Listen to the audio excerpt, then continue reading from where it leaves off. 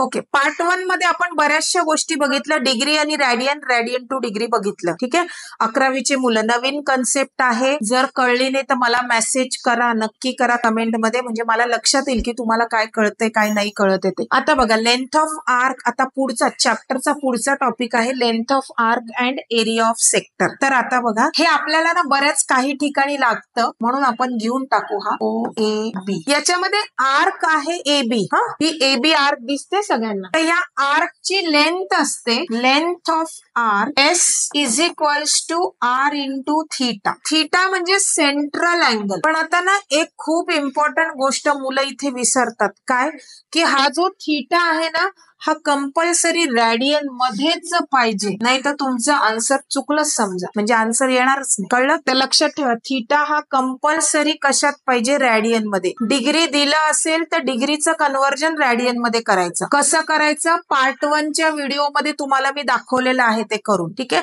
ते नीट बघून घ्या. सो लेंथ ऑफ आर्कचा फॉर्म्युला काय मिळाला आपल्याला? S is r theta. आणि एरिया ऑफ सेक्टर, आता याच्यातला सेक्टर कोणता आहे? तर ओ ए बी, म्हणजे हा तुमचा जो पिझ्झा आहे ना, पिझ्झाचा एक पीस असतो तुमचा, तर तो सेक्टर असतो. हा, असं समजू आपण, हा सेक्टर झाला. पिझ्झाच्या एका पीसचा शेप आहे म्हणून आपण तसं म्हटलं, पण त्याचा सेक्टर म्हणतात. तर त्याचा एरिया काय असतो? Area of sector is half into r square theta. Again theta is in radian. Theta radian मध्येच पाहिजे. एकदम शांततेत, काहीही गडबड न करता आपण हळूहळू चाललेलो आहोत. थीटा हा कसा पाहिजे? कंपल्सरी रॅडियन मध्ये पाहिजे. डिग्री असेल तर कन्वर्ट करून घ्या रॅडियन मध्ये. आता हे जे दोन नवीन फॉर्म्युले आहेत ना, ऍक्च्युली हे नवीन नाहीच आहे. तुम्हाला 10वी मध्ये जे फॉर्म्युले होते ना, length of arc, area of sector, त्यालाच थोडे मॉडिफाय करून आहे ना हे बनवलेले आहेत. तर ते मॉडिफाय ना मी तुम्हाला सांगेल ते. आणि अजून एक, तुम्हाला आता लॉंग व्हिडिओ मध्ये ना प्रत्येक गोष्ट काही खूप सांगता येत नाही, तर शॉर्ट्स मध्ये खूप साऱ्या फॉर्म्युलांचे ट्रिक्स तुम्हाला येणार. फॉर्म्युलांच्या ट्रिक्स किंवा जे कनेक्टेड आहे, थेरी तुम्हाला लिंक करता आली पाहिजे, तर ती लिंक कशी करायची ना, त्याच्या बऱ्याचशा गोष्टी शॉर्ट्स मध्ये टाकणार आहे. तर तुम्ही बघत राहा, म्हणजे अजून जास्तीत जास्त क्लॅरिटी येईल तुम्हाला. हे झालंय क्लिअर सगळ्यांना?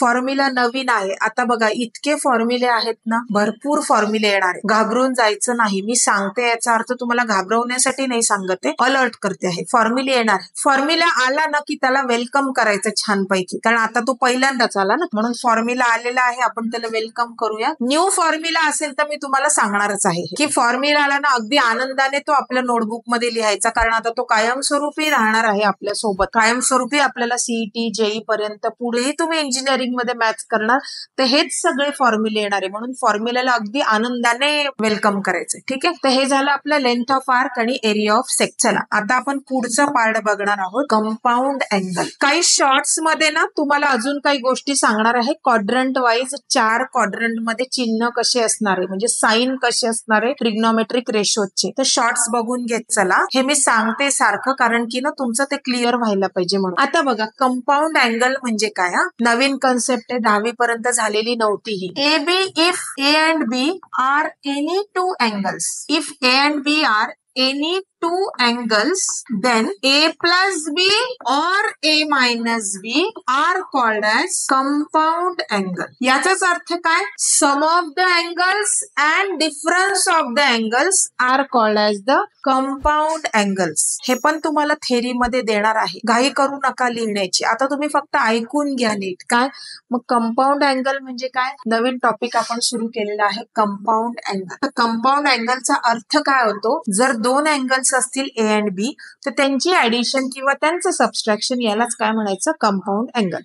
आता आपण बघणार आहे की trigonometric ratios of compound angle. Trigonometric ratios of compound angle. आता मी ना काही फॉर्म्युले, ट्रिग्नोमेट्रिक रेशोज म्हणजेच काय, ए प्लस बी आणि ए मायनस बी यांचे साइन, कॉस, टॅन हे काढायचे आपल्याला. आता मी काही फॉर्म्युले तुम्हाला लिहिते आणि मग तुम्हाला आपण त्याच्यावर डिस्कस करू की काय आहे, म्हणजे ए प्लस बी, ए मायनस बी चे साइन, कॉस, टॅन. आता बघा, कंपाऊंड अँगलचे साइन आणि कॉस काढण्यासाठी काही स्पेसिफिक फॉर्म्युले आहेत. काय फॉर्म्युले नीट बघा. नवीन फॉर्म्युले फॉर्म्युले आहे. तर फॉर्म्युले तुम्ही नीट बघा. Sine of A plus B is sine A cos B plus cos A sine B, हा पहिला formula. Sine of A minus B is sine A cos B minus cos A sine B, दुसरा formula. Cos of A plus B is cos A cos B minus sine A sine B, तिसरा formula. आणि चौथा आहे cos of A minus B is cos A cos B plus sine A sine बी. आता हे लक्षात कसे ठेवायचे त्याच्यासाठी बघा, हा जो साइन आहे ना, साइन आणि कॉस,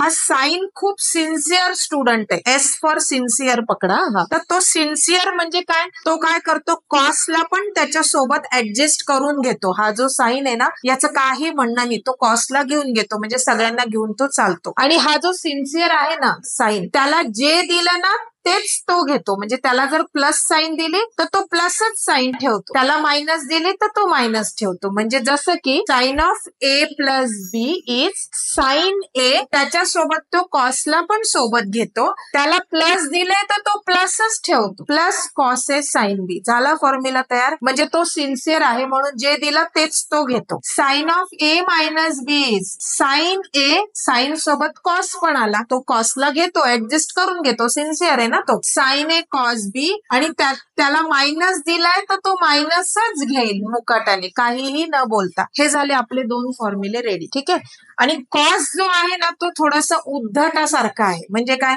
कॉस काय म्हणतो, माझ्यासोबत जर कॉस आला तरच मी बघेन, नाही तर मी घेणार नाही, दुसरं कोणालाही मी घेणार नाही. आणि त्याला जे देऊ ना त्याच्या तो उलटच करेल नाही. जसं की cos of A plus B is cos A cos B, त्याला त्याच्याच सोबत त्याचाच फ्रेंड पाहिजे म्हणून कॉस कॉसच पाहिजे. आणि त्याला जे देऊ ना त्याच्या उलटच तो घेतो. म्हणजे त्याला प्लस दिला तर तो म्हणतो मला प्लस नको, मला मायनसच पाहिजे. म्हणजे फॉर्म्युला काय झाला, cos A cos B minus sine A sine B, आणि cos of A minus B is cos A cos B plus sine A. तर लक्षात ठेवायचं, साइन सिन्सिअर, तो कोणालाही ऍडजस्ट करून घेतो, त्याला जे दिलं तोच ते घेतो. कॉस उद्धट मुलासारखं आहे. म्हणजे काय, उद्धट स्टुडंट सारखं आहे, त्याला जे दिलं ते त्याच्या उलटच तो घेतो. म्हणजे प्लस दिला तर तो मायनस घेतो, मायनस दिला तर तो प्लस घेतो. असं केलं ना, हे फॉर्म्युले तुमच्या खूप पक्के लक्षात राहतात. आणि फॉर्म्युल्यांना ना कधी पण लक्षात ठेवा, असं घोकायचं नाही, एक फॉर्म्युला 10 वेळेस असं बिलकुल म्हणू नका. सगळ्या फॉर्म्युल्यांना काही ना काही ट्रिक आहे, ती बरोबर मी तुम्हाला सांगेल, त्या वेळेस ती लक्षात ठेवा. आता अजून दोन फॉर्म्युले आपले राहिले कंपाऊंड अँगलचे, मग कंपाऊंड अँगल आपलं संपून जातं. Tan of A plus B is tan A plus tan B 1 minus tan A tan B, आणि tan of A minus B is tan A minus tan B upon 1 plus tan A tan B. हे झाले पुढचे दोन compound अँगलचे पुढचे दोन. आणि इथे आपले कंपाऊंड अँगलचे फॉर्म्युले संपून जातात. काय, टॅन ऑफ ए प्लस बी चा formula tan A plus tan B upon 1 minus tan A tan B, आणि टॅन ऑफ ए मायनस बी चा formula tan A minus tan B upon 1 plus tan A tan बी. मग हा tan कसा आहे, हा मिडलला आहे. म्हणजे तो कधी ऐकतो कधी ऐकत नाही असा. म्हणजे टॅन आहे तर तो त्याच्यासोबत टॅनलाच घेतो, आणि इथे प्लस येतो, दिला ना ते घेतो तो प्लस वरती न्यूमरेटरला, फक्त डिनॉमिनेटरला त्याच्या अपोजिट करतो. इथे मायनस आहे तर इथे मायनस, डिनॉमिनेटरला त्याच्या अपोजिट. समजले फॉर्म्युले? असे हे 6 नवीन फॉर्म्युले आहे. फॉर्म्युल्यांची नोटबुक बनवायची आहे. तुम्ही आता फॉर्म्युले लक्षात कसे ठेवणार तुम्ही, तर एक फॉर्म्युल्यांची नोटबुक बनवा, सगळे फॉर्म्युले तिथे गेले पाहिजे, त्या नोटबुक मध्ये गेले पाहिजे. झालंय, आलंय लक्षात सगळ्यांना? तर इथे आपला कंपाऊंड अँगल संपलेला आहे. एक्झाम्पल्स आपण पुढे घेणारच आहोत. आता हे संपले आपले कंपाऊंड अँगल. पुढचा जो पार्ट आहे तो फॅक्टरायझेशन, डिफॅक्टरायझेशन आणि अलाइड अँगल राहिलेले आपलं पार्ट. पुढचा व्हिडिओ नक्की बघा, लाईक करा, शेअर करा, सबस्क्राईब करा, आणि व्यवस्थित लिहून काढा. मात्र अभ्यास व्हायलाच पाहिजे आपला, छान पैकी अभ्यास व्हायला पाहिजे. ठीक आहे. शेअर जास्तीत जास्त करा, आणि लाईक आवडला असेल तर लाईक नक्की करून जा.